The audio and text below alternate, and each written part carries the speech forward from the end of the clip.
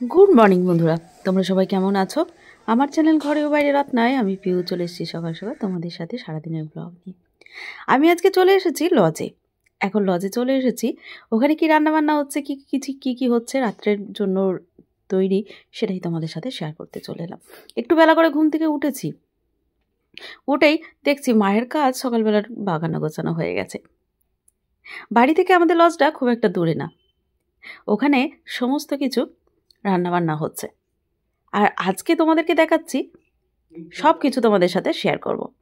এটা মানে আমি ফার্স্ট টাইম মানে এত কাছ থেকে দেখলাম যে ভেটকি মাছ মানে ছাল থেকে কিভাবে এই মাংসটা বার করছে আর কি, মাছের অংশটা। তো তোমাদের সাথে সব মিলিয়ে আজকে একটু অন্যরকমভাবে ভিডিওটা শেয়ার করছি। খুব সুন্দর করে এই ভেটকি মাছগুলো কাটা হচ্ছে। তো ভেটকি মাছগুলো কিন্তু দেখে মনে হচ্ছে ছোট, কিন্তু বেশ বড় বড় সাইজ। মানে আমি মানে দেখেছি মাছ, কিন্তু এত বড় বড় মাছগুলো আমি দেখি না। আসলে সবসময় কি বাজারও যাই সেরকমও তো যাই না, তাই না? দেখতে কেন পাবো না, কিন্তু এই যে এত কাছ থেকে এত মাছ, এত ভেটকি মাছ। তো চলে এলাম যে কি রাত্রের জন্য কি মেনু হবে সেই ভিডিওটা তোমাদের সাথে একটু শেয়ার করতে। এদিকে দেখো যত চিংড়ি ছাড়ানো হচ্ছে। রাত্রের জন্য চিংড়ি কিসে দেবে সেটা আমি এখনো পর্যন্ত জানি না। তো তোমরা ভিডিওটা দেখতে থাকো, তাহলেই সব আস্তে আস্তে বুঝতে পারবে। তা আপাতত 2-3 মিলে এখানে লেগেছে চিংড়ি মাছ ছাড়াতে। আর এদিকে দেখো মাছের অংশগুলো একে একে ভেটকি মাছের অংশগুলো কেটে কেটে রাখা হচ্ছে গামলার মধ্যে। এদের ছাড়ানোর মানে কায়দাটাই একদমই অন্যরকম, বেশ সুন্দর। আসলে যে যেরকমভাবে মানে কাজ করতে করতে অভ্যস্ত হয়ে যায়, এটাই স্বাভাবিক, তাই না? কত সুন্দর করে দেখো, অথচ মাছটাও একটুখানি মানে লেগে থাকছে না, অথচ ছাল থেকে ছাড়িয়ে ফেলছে। অসাধারণ একটা হাতের কাজ। এদিকে দেখো পেঁয়াজ, মানে সমস্ত কিছু যে কাজবাড়ির রান্না কতটা ভালো হয়, কেন হয়, তার পেছনে অনেক কারণ আছে।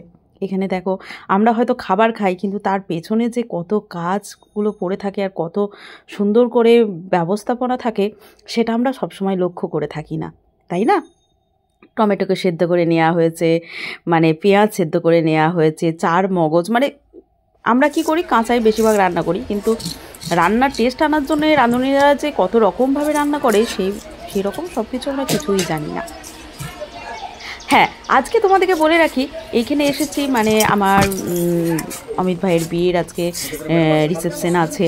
তো সবার আগে বলি, আজকে এই ক্যাটারিংয়ের মানে সমস্ত কিছু যাবতীয় দেখানোর একটাই উদ্দেশ্য হচ্ছে আমি তো সব কিছু দেখাই, তোমাদের সাথে শেয়ার করি। আর প্রথম মানে আজ থেকে আমার 2 ভাই মিলে, আর এক ভাই আমার ভাই, সবাই মানে এই দুজন আছে, তারা মানে ক্যাটারিংয়ের ব্যবসা এই প্রথম শুরু করছে। তো সেক্ষেত্রে আমি চাইবই আমার ভাইয়েরা যেন অনেকটা দূর যেতে পারে, মানে জীবনের আজ মানে প্রথম নিজেদের বন্ধুর শুরু করছে, যেন জীবনে অনেকটা দূর যেতে পারে। আমার ভাই তো, আমি সবসময়ের জন্য আশীর্বাদ করবো, শুধু আমার ভাই নয়, আমার ভাইয়ের সাথে মিলে যারা একসাথে কাজ করছে, আমি তাদের সবাইকে একসাথেই। তো সেটাই তোমাদের সাথে শেয়ার করছি। আর এই দাদা দেখো বর্ধমান থেকে মানে এসেছে, এই দাদার কাছ থেকেই মাছ নেওয়া হয়েছে। আর এই দাদাই কিন্তু এসেছে, মানে নিজে এসেছেন। তো দাদার সাথে কথা বলতে বলতে আমি সব কিছু তোমাদের সাথে ভিডিওটা একটু করে শেয়ার করে নিচ্ছি। আর এইদিকে দেখো চিকেন কত কাটা আছে, বুঝতেই পারছো চিকেন তো আছেই, আরও অনেক কিছু আছে। ওদিকে আমার বাবা মটনের দোকানে মানে খাসি কাটা হচ্ছে, সেখানে বসে আছে। ওটা বাজারের মধ্যে আমি যেতে পারবো না, তো সেক্ষেত্রে আমি এই লজের মধ্যে যেই কাটাকাটি হচ্ছে তোমাদের সাথে একটু সামান্য তুলে ধরছি, যে রাত্রের মোটামুটি কীরকম মেনু হবে। তো জবরদস্ত মেনু হবে এটুকু বলতে পারি। তো ফার্স্ট টাইম ওরা কিন্তু বেশ মানে অনেক, ওদের সাথে আরও অনেক বন্ধু আছে, মানে খুবই সাপোর্ট করছে যে ওরা যেন মানে অনেকটা দূর যেতে পারে, আর প্রত্যেকটা জিনিস যেন ভালো হতে পারে। তো যাই হোক, রাত্রিবেলা তোমাদেরকে সেটা আমি বলবো যে কতটা পরিমাণ ভালো হয়েছে কি না হয়েছে। এই এক ভাই, আমার ভাই, এই এক ভাই, আর একজন আছে সাথে, যেটা আমি পরে জানলাম। তো ওরা 3 বন্ধু আছে।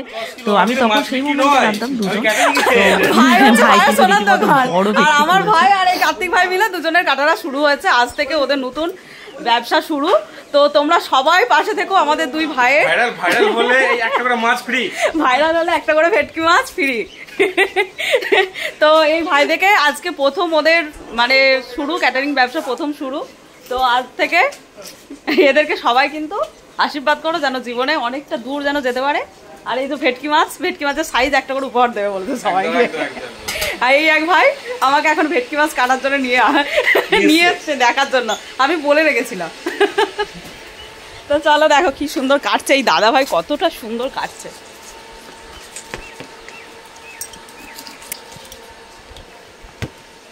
সাইজগুলো দেখো তো, মানে এত সুন্দর করে কাটছে না কি বলবো। আর এই ভেটকি মাছের কাঁটাগুলো দেখে কাঁটা চচ্চড়ি খেতে ইচ্ছে করছে, যাবার সময় নিয়ে যাবো ভাবছি। এদিকে তারপরে দেখো রান্নার সমস্ত কিছু, ফুলকপি ভেজে রেখেছে, ক্যাপসিকাম ভেজে রেখেছে, এদিকে বাদাম, মানে রান্না করতে গেলে যে কত কি জিনিস লাগে। এটা রীতিমতো দেখলাম তেঁতুল ভেজানো নাকি এরকম কিছু একটা আছে। তো এদিকে ডাল ভেজানো আছে, অনেক কিছু জিনিস আছে। এটা একটু সরিয়ে দেখি, দেখো এটা গাজর আলু ভাজা আছে সুন্দর করে। এদিকে আদা বাটা, পনির, অনেক কিছু, মানে সব কিছু রয়েছে। জানি না রাত্রিবেলা কি কি মেনু উপহার দেবে ভাই, এখনও কিছু বলেনি, বলে শুধু দেখে যা, আস্তে আস্তে সবই পাবি। তো সেক্ষেত্রে আমিও তো রীতিমতো সমস্ত কিছু দেখো, ঘি থেকে আরম্ভ করে, দুধ থেকে আরম্ভ করে, এদিকে মাছ ভাজা, মানে এমনকি রাত্রের জন্য যে চাটনিটা হবে, এক গামলা চাটনি, সেটা পর্যন্ত রেডি হয়ে গেছে।